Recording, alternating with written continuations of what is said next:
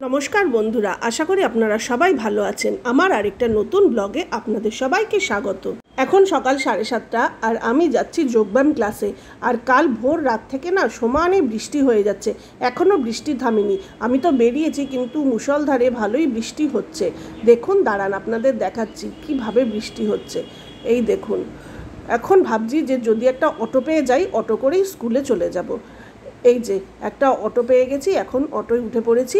এই অটো করেই আমি এখন যোগব্যায়াম স্কুলে যাচ্ছি। দেখুন কেমন বৃষ্টি হয়েই যাচ্ছে, থামার আর নাম নেই। এখন সকাল 9:30, আমি এইমাত্র যোগব্যায়াম থেকে ফিরলাম। আর এখন ফটাফট ব্রেকফাস্ট সেরে তারপরে ঘরের কাছে হাঁটতে পড়ি। ফেরার পরে বাজার থেকে একটু কচু শাক কিনে আনলাম। কচু শাকটা কাটাই ছিল। তারপরে সেটাকে ভালো করে ধুয়ে তার মধ্যে একটু নুন দিয়ে একটু সেদ্ধ করে নিতে হবে। এই যে কচুর শাকটা খুব ভালোভাবে সেদ্ধ হয়ে গেছে। এখন আমি এর জলটা ভালো করে ঝরিয়ে নেব। ভালো করে চিপে চিপে আমি জলটা ঝরিয়ে নিলাম। বাড়িতে একটা ইলিশ মাছের মাথা ছিল, সেটাকে ভালো করে নুন হলুদ মাখিয়ে নিয়ে ভালোভাবে এপাশ ওপাশ উল্টে ভেজে নিতে হবে।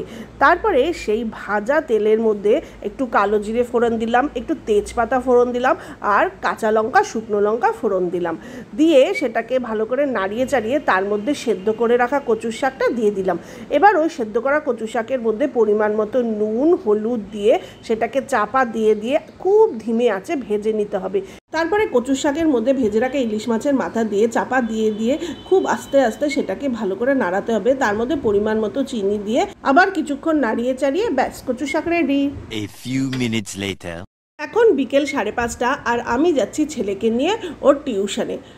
ওকে টিউশনে দিয়ে আমি চলে আসলাম জুডিওতে, কারণ দেখলাম হাতে অনেক সময়, প্রায় 3 ঘন্টা।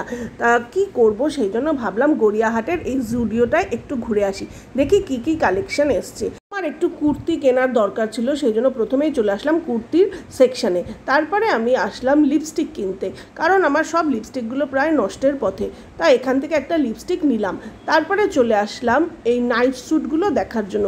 এগুলো দেখে বেশ ভালোই লাগলো, আর দামটাও কিন্তু বেশি না, পুরো সেটটাই 599। আবার আমি কুর্তির সেকশানে চলে আসলাম। এইগুলো হচ্ছে 499 করে। এই কুর্তিগুলো কিন্তু বেশ ভালো। এখানকার ড্রেসের কোয়ালিটি যেরকম ভালো, আর দামটাও কিন্তু বেশ রিজনেবল। আর ওয়েস্টার্ন ড্রেসের ক্ষেত্রে কিন্তু এর কালেকশানও কিন্তু প্রচুর আছে। জুডিও থেকে আমার কেনাকাটা কমপ্লিট। এখন আমি যাচ্ছি গড়িয়াহাট মার্কেটের বেসমেন্টে। ওখানে আমার কিছু রান্নাঘরের জিনিস কিনতে হবে। চলুন নিচে যাই, ওখানে কিন্তু অনেক ভালো ভালো জিনিস পাওয়া যায়।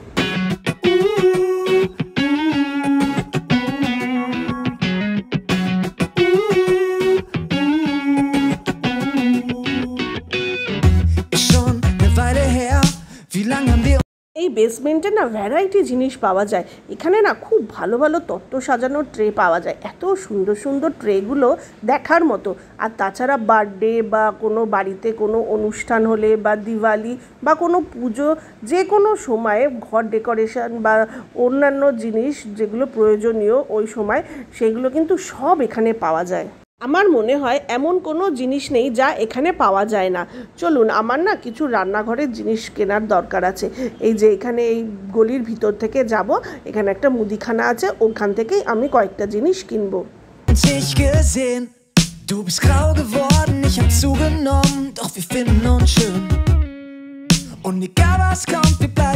এই যে এই দোকানটায় না খুব ভালো ভালো হোম অ্যাপ্লায়েন্সের জিনিস পাওয়া যায়, আর দামটাও কিন্তু বেশ রিজনেবল। আর দেখুন, এই যে এই পাশে যেই দোকানটা আছে না, এই দোকানটা, এইখানে না খুব সুন্দর সুন্দর হোম ডেকোরেশনের জিনিস পাওয়া যায়।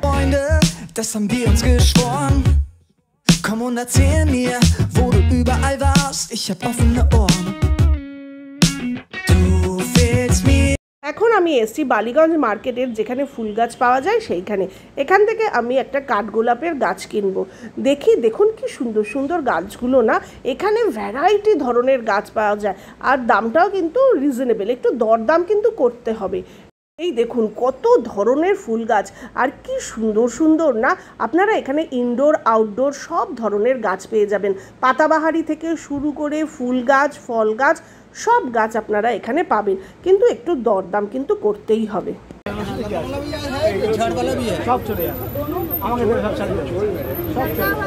কাঠগোলাপের কেমন দাম আছে? 160 টাকা। 160 টাকা। এটা কি কালার হয়? এটা off white colour. Off white আছে, পিঙ্ক আছে, কোনটা দেখুন। পিঙ্ক আছে। এই কত মনে হচ্ছে পিঙ্ক মতো কুড়ি একই তো বললাম, ওটা অফার রয়েছে। না, ওটা আপনার কমলা লেবু শরবত খাওয়ার জন্য।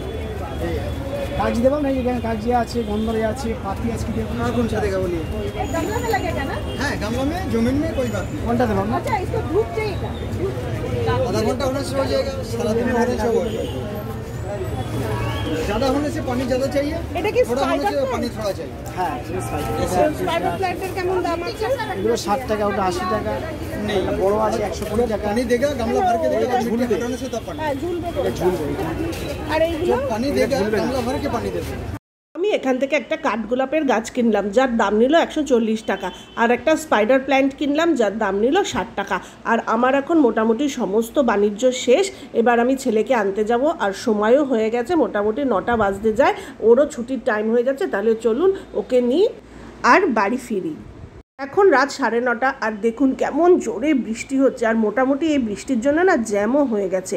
আর দেখুন গাড়িও জোরে চালাতে পারছে না, আমি যে কখন বাড়ি গিয়ে পৌঁছাবো আর ভালো লাগছে না।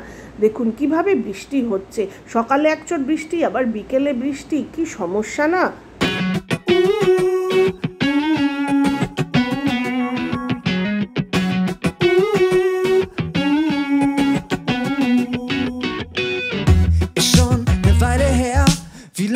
দেখুন বাইরে কিভাবে বৃষ্টি হচ্ছে, আর ড্রাইভার দাদাও না ভালো করে গাড়ি চালাতে পারছে না, কাঁচ একদম সাদা হয়ে যাচ্ছে।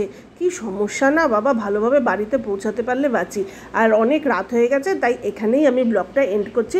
আশা করি আপনাদের এই ব্লগটা ভালো লেগেছে। যদি ব্লগটা ভালো লেগে থাকে তাহলে অবশ্যই একটি লাইক করবেন, শেয়ার করবেন, কমেন্ট করবেন, আর আমার চ্যানেলটা সাবস্ক্রাইব করার অনুরোধ রইল। ধন্যবাদ।